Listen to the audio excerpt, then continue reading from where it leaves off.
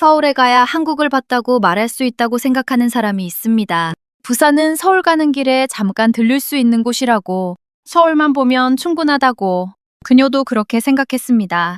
그런데 3일 후 그녀는 고백했습니다. 솔직히 말할게요. 서울보다 부산이 더 좋았어요.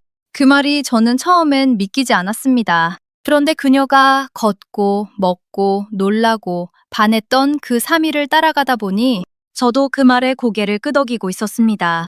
오늘은 호주에서 온 여행자 피비의 눈으로 우리가 다시 보는 부산입니다. 그녀는 서울에서 KTX를 탔습니다. 2시간 반. 우리에겐 이미 익숙한 그 시간이 피비에게는 낯선 설렘이었을 겁니다. 창밖으로 한국의 풍경이 쏜살같이 지나가는 동안 그녀는 이미 부산에 도착해 있는 기분이었다고 했습니다. 미리 예매해둔 기차표, 플랫폼에서 자리를 찾는 것도 어렵지 않았다고. 사실 우리한테는 당연한 일들이 외국인에게는 작은 모험이기도 하죠. 그 설렘을 가지고 그녀는 마침내 부산역에 내렸습니다. 첫 번째 목적지는 해동용궁사였습니다. 바다 위에 세워진 사찰, 500년이 넘은 시간이 파도 소리와 함께 켜켜이 쌓인 곳. 피비는 걸어 들어가는 순간 멈춰섰습니다. 아름답다고 하기엔 너무 성의 없는 표현이라며 저는 이 장면을 보면서 문득 생각했습니다. 우리가 주말 나들이로 스치듯 지나갔던 그 절이 누군가에게는 평생에 한 번 보고 싶었던 풍경일 수 있다는 것을요. 기도를 드릴 수 있는 곳이 있다고 들었는데 피비도 소원을 빌었다고 합니다. 무슨 소원을 빌었는지는 모르지만 바다를 향해 두 손을 모은 그 모습이 참 예뻤습니다. 부산하면 해산물이죠. 피비도 그걸 알고 있었습니다. 그리고 그게 너무 반가웠다고 했습니다. 사실 그녀는 한국 여행 내내 음식 때문에 조금 고생했다고 해요. 고기 위주의 음식이 많다 보니 선택지가 좁았는데 부산에 오자마자 해산물 천국이 펼쳐진 거죠. 수변에 자리한 식당에서 그녀가 주문한 건 해덮밥이었습니다. 우리한텐 너무나 평범한 한 끼가 피비에겐 처음 먹어보는 음식이었습니다. 한 숟가락 뜨고 눈이 커지더니 이렇게 말했습니다. 한국판 포케볼 같은데 양념이 딱 맞아. 해산물이 정말 신선해. 그리고 가격을 보고 또 한 번 놀랐습니다. 15,000원. 우리한테도 착한 가격이지만 그녀에게는 믿기지 않는 가격이었나 봅니다. 맛있는 음식 앞에서 국경은 없다는 걸 다시 한번 실감했습니다. 그리고 이 장면이 나왔습니다. 피비가 지금까지의 부산에서 가장 좋았던 순간이라고 했던 스카이 캡슐.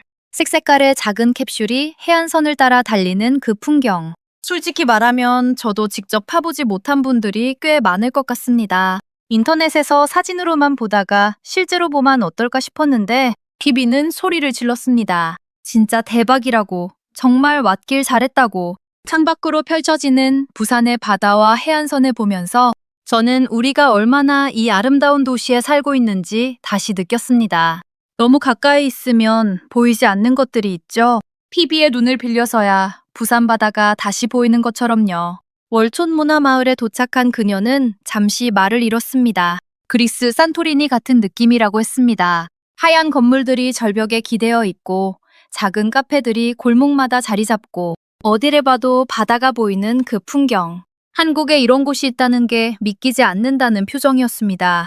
그리고 이 마을에서 피비가 뱉은 한마디. 솔직히 말하면 부산이 서울보다 더 좋아요. 진짜 예상 못했어요. 저는 그 말을 듣고 잠깐 멈췄습니다. 서울이 한국의 모든 것인 줄 알았던 그녀가 부산의 골목 하나에 마음을 빼앗긴 순간이었습니다. 그리고 생각했습니다. 우리가 외국인에게 부산을 너무 안 알린 건 아닐까 하고요. 감천 문화마을. 알록달록한 집들이 산등성이를 따라 퍼져 있는 곳. 피비는 걸어 올라가면서 계속 두리번거렸습니다. 어디서 사진을 찍어도 그림이 되는 곳이니까요. 그녀가 지도에서 추천된 가게를 찾아갔습니다. 감천 베이커리. 달 모양 케이크가 유명하다는 곳이었는데 한입 베어물고 눈이 동그래졌습니다. 초콜릿인 줄 알았는데 레몬 맛이라며 깜짝 놀랬다가 그래도 맛있다고 웃었습니다. 사람이 많아서 복잡하다는 걸 알면서도 자꾸 멈추게 되는 곳. 피비는 혼자만의 아지트를 찾아냈습니다. 루프탑 카페. 마을 전체가 내려다 보이는 그 공간에 혼자 앉아 아이스티 한 잔을 들고 바다를 바라보는 피비. 복잡한 곳에서 나만의 평화를 찾는 방법. 여행의 고수가 아니면 모르는 기술이라고 생각했습니다.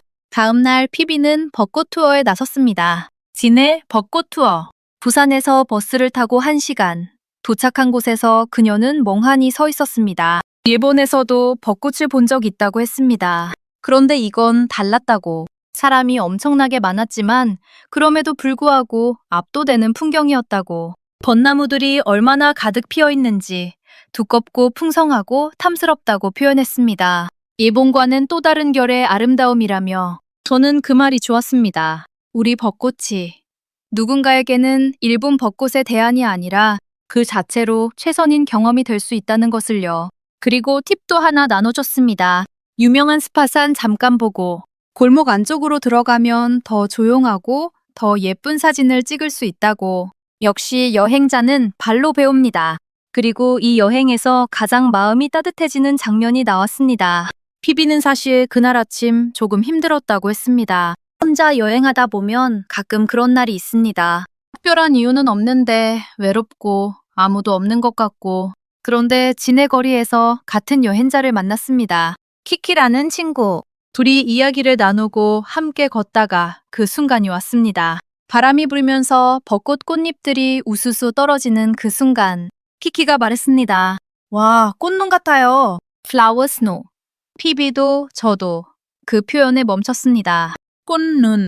우리말로 딱 그 단어가 있는데 영어로 꽃눈이라고 표현한 외국인의 감수성에 오히려 제가 놀랐습니다. 그 순간 피비의 하루가 완전히 달라졌다고 했습니다. 좋은 여행은 결국 좋은 사람을 만나는 것이기도 하다는 걸 그녀가 보여줬습니다. 두 사람은 카페를 찾았습니다. 보보스 카페. 꽃으로 가득 꾸며진 공간, 예쁜 음료들. 피비는 아이스 라떼를 시켰고 키키는 딸기 라떼를. 그런데 피비가 빨대를 보고 웃었습니다. 빨대가 하트 모양이었거든요. 이런 작은 디테일들. 한국 카페에 가면 당연하게 있는 것들. 우리는 아무 생각 없이 쓰는 하트 빨대 하나가 외국인에게는 오늘의 하이라이트가 될 수 있다는 걸 저는 피비를 통해 다시 발견했습니다. 창밖에는 벚꽃이 눈높이에서 흔들리고 있었고 피비는 오늘이 생각보다 훨씬 행복한 날이었다고 말했습니다. 마지막 날 아침 피비는 케이블카에 올랐습니다. 목적지도 정확히 모른 채 그냥 올라가 보기로 했다고 했습니다. 케이블카 꼭대기에 내렸을 때 그녀는 잠깐 당황했습니다. 거기엔 노래방이 있었습니다. 한낮부터 노래방이 돌아가고 있었고 공룡 모형도 있었고 기념품 가게들도 있었습니다. 이게 뭐지 싶었다고 했습니다. 그런데 그냥 돌아서지 않고 계속 걸었습니다. 그리고 나무들 사이로 들어갔을 때 갑자기 전혀 다른 세계가 펼쳐졌습니다. 벚꽃이 가득 핀 숲, 나뭇가지들이 길 위로 터널을 이루고 언덕을 오르면 바다가 보이는 그 숲, 아무도 없었습니다. 관광객은 그녀뿐이었고 피비는 그 숲에서 한동안 멈춰 섰습니다. 이게 숨겨진 보물 같은 곳이라고, 그냥 돌아갔으면 몰랐을 거라고 저도 그 장면을 보면서 생각했습니다. 우리가 당연하게 여기거나 그냥 지나쳤을 수 있는 이 공간을 한 외국인이 아무 기대 없이 들어가서 보물로 발견해냈다는 걸요. 암남공원. 저도 이번에 처음 들었습니다. 피비는 부산을 떠나면서 이렇게 말했습니다. 서울이 도쿄처럼 내 마음을 가져갈 거라 생각했는데 마음을 가져간 건 부산이었다고. 빠질 뻔했던 여행지. 서울만 봐도 충분하다고 생각했던 곳. 그런데 KTX로 2시간 반. 그것만으로 이 모든 걸 볼 수 있었다고. 스카이캡슐에서 내려다본 바다. 감천 골목에서 먹은 달 모양 케이크. 진해에서 만난 꽃눈. 아무도 알려주지 않은 벚꽃숲. 피비가 발견한 부산은 사실 우리가 늘 알고 있던 부산이었습니다. 다만 너무 가까이 있어서 보지 못했던 것뿐이었죠. 오늘도 외국인의 눈이 우리에게 우리 것을 다시 보여줬습니다. 외국인에 비친 한국. 더 재미난 스토리로 찾아뵐게요. 구독과 좋아요 부탁드려요.